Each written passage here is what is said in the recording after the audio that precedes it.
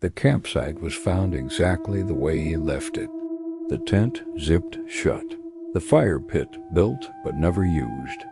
His boots placed neatly at the edge of the trees, pointing inward. But the man who wore them was never found. Before police arrived, before the search began, before anyone realized he was missing, something had already gone wrong. Because experienced campers don't leave like this. And Evan Holloway was more experienced than most. Forests don't behave like cities. They absorb sound. They erase direction. They turn small mistakes into disappearances. Every year, people enter wooded places and never return. Some leave evidence. Some leave bodies. This man left neither. Evan Holloway, 34 years old. Former search and rescue volunteer. Solo camper by choice, not by recklessness. He logged routes, filed trip plans, packed emergency gear every time. Friends said the same thing after he vanished. If he didn't make it out, who could? So what made a man trained to find the lost become lost himself? It was early October. A familiar forest reserve he'd visited more than a dozen times. 3 days, 2 nights.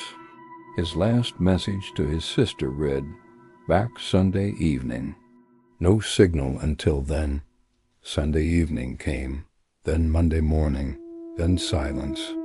Rangers found his campsite just after sunrise. Nothing destroyed, nothing scattered, just paused. His backpack was still packed, his food untouched. His phone was powered off intentionally, but there was one detail no one could explain. His boots, placed carefully at the tree line.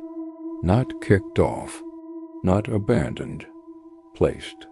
And that wasn't the strangest thing they found. Search teams moved fast. Dogs, drones, thermal imaging. But Evan's trail didn't fade. It stopped.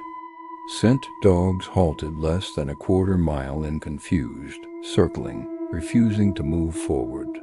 One handler later said, "It was like the trail didn't end. It disappeared." And then something turned the search from strange to disturbing. 3 days later, they found Evan's jacket, 2 miles from camp, folded neatly on a fallen log. No tears, no blood, no damage. Inside the pocket was a torn notebook page. One sentence written in careful handwriting. "I think I followed the wrong sound." No one ever figured out what sound he meant. There were no waterfalls nearby, no roads, no reported animal activity. Only forest.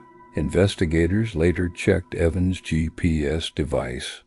It wasn't supposed to record anything once powered off, but it did. 3 short movements logged the night after Evan vanished. Each movement miles apart. Too far, too fast, not human. So what was moving after Evan stopped? Some believe Evan became disoriented, a phenomenon where the forest twists perception. Others believe something drew him deeper. Hunters nearby reported hearing footsteps at night, slow, heavy, but never seeing anyone. One ranger admitted off record that items left by the family sometimes move. Not far, just enough to be noticed.